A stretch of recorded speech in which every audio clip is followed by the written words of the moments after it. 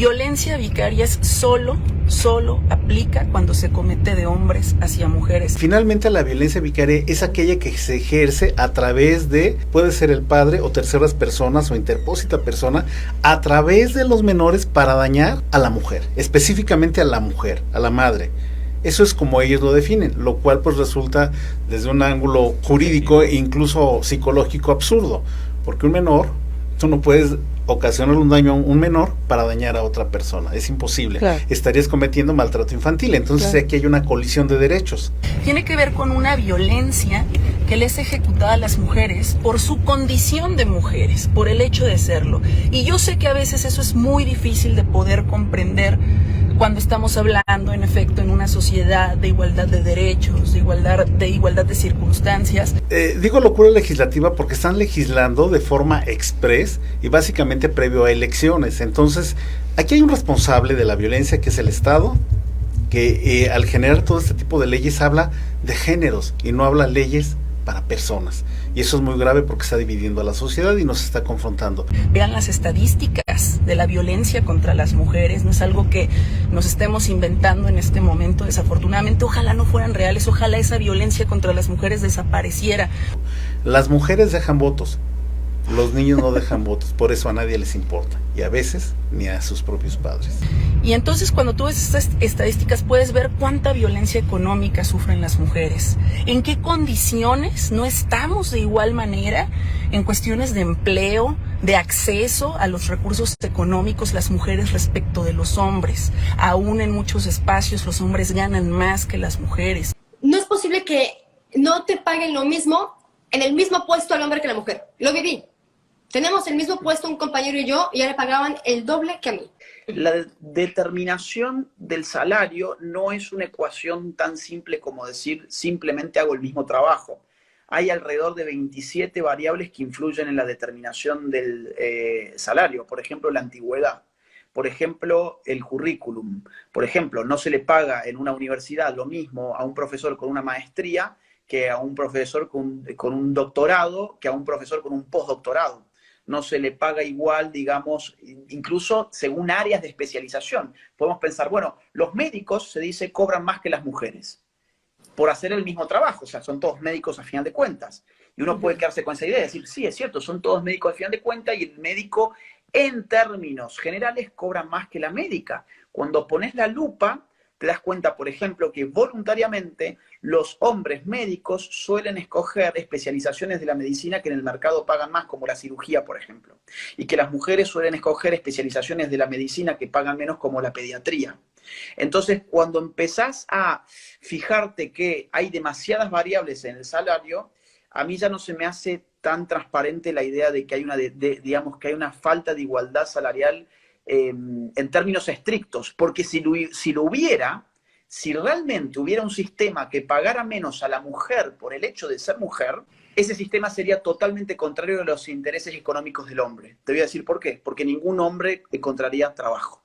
Ningún capitalista, por más machista que sea, sería tan tonto de pagarle más a un hombre simplemente porque él es hombre, en lugar de pagarle a una mujer para ejercer su dominio patriarcal. Eso sería terrible para los hombres, no encontraríamos trabajo. Si realmente hubiera una estructura salarial que solamente explicara sus diferencias por variables de género.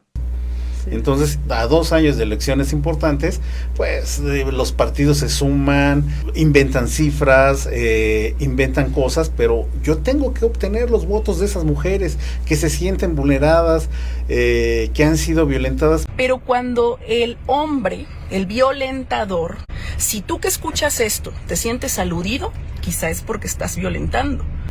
Y luego las personas que nos oponemos a eso nos acusan de misóginos.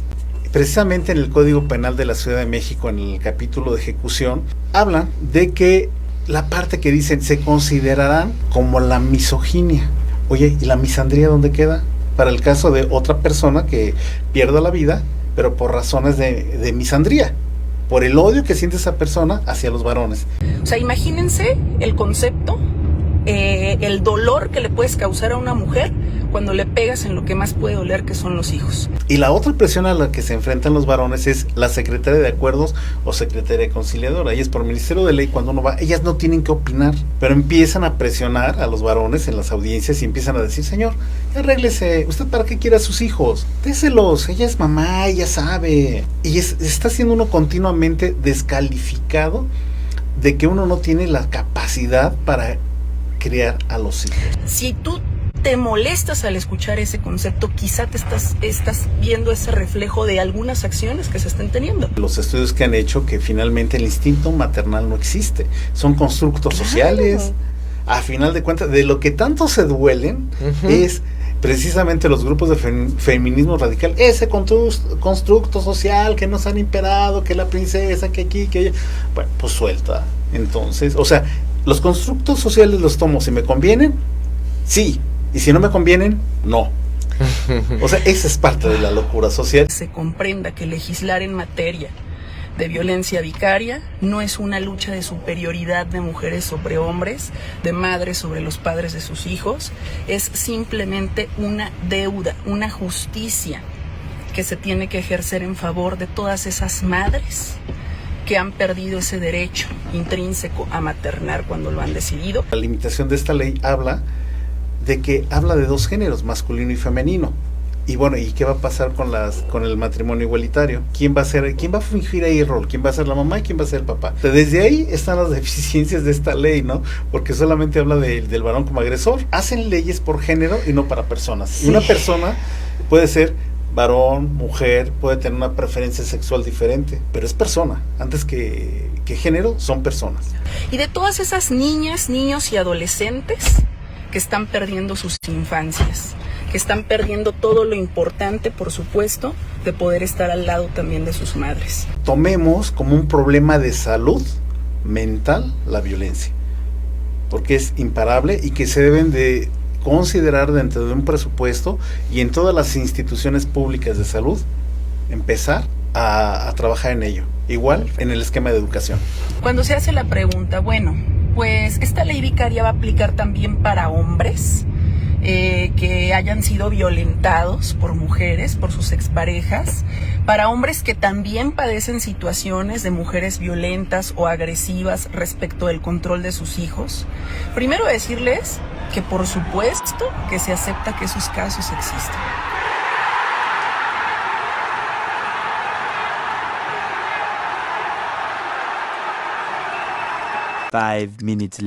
Para el caso de los hombres ya hay legislación al respecto. Es decir, si tú conoces a un hombre, a un amigo, a un pariente, tú mismo que me estás escuchando, has sufrido de una agresión, que te ha ejecutado tu expareja, la madre de tus hijos, no te deja verlos de manera, digamos, injustificada, con todos los elementos probatorios, existe algo que se llama alienación parental.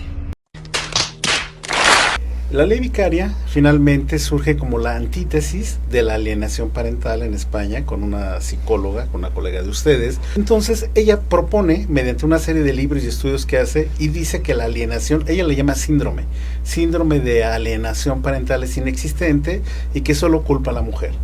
Cuando a lo mejor habla mal de ti frente a ellos, cuando a lo mejor está induciendo una conciencia, ¿no?, de los niños a que tengan una mala imagen, insisto, injustificada, ¿no?, a veces de su padre, tendrían por supuesto que asesorarse, que organizarse para hacer estas denuncias correspondientes.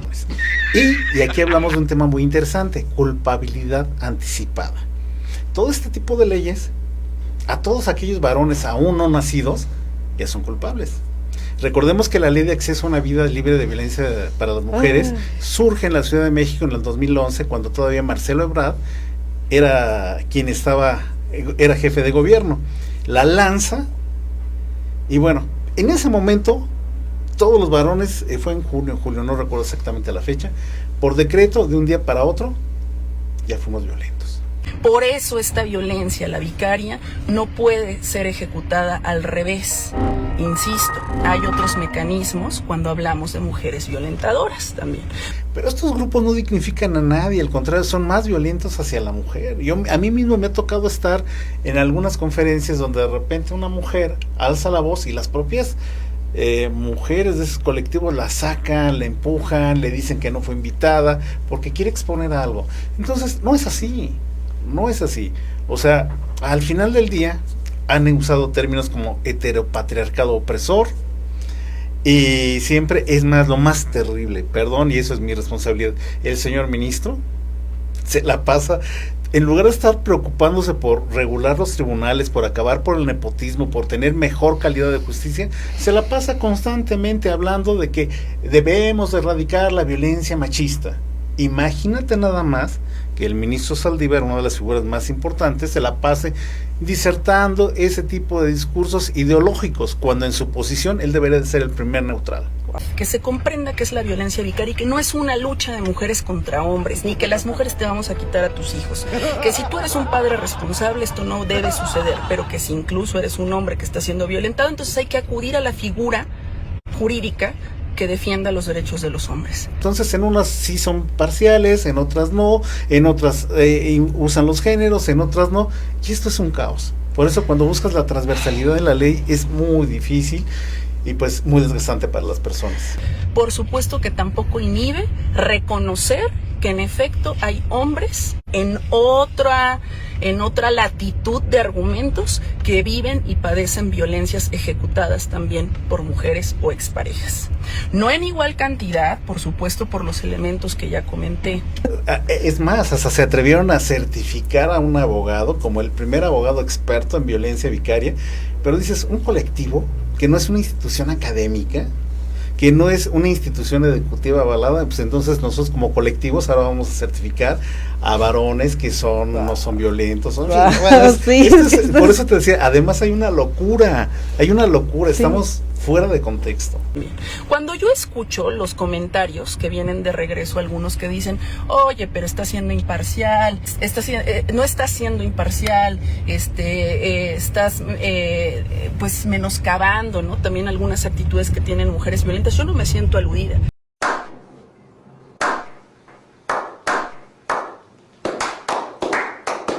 El Estado ha sido omiso en poner los mecanismos, o no le interesa, porque finalmente un pueblo dividido es más fácil poderlo controlar. Es un tema bastante interesante, porque nos obliga a todos los ciudadanos a involucrarnos en este tipo de leyes. Nos obliga a educarnos y a no seguir, perdón por la palabra porque luego es ofensiva, de una forma como borreguitos a alguien que habla, que dice mejor, que diserta. Nos tenemos que educar. Así de grave está la locura legislativa y judicial. Así es. En fin.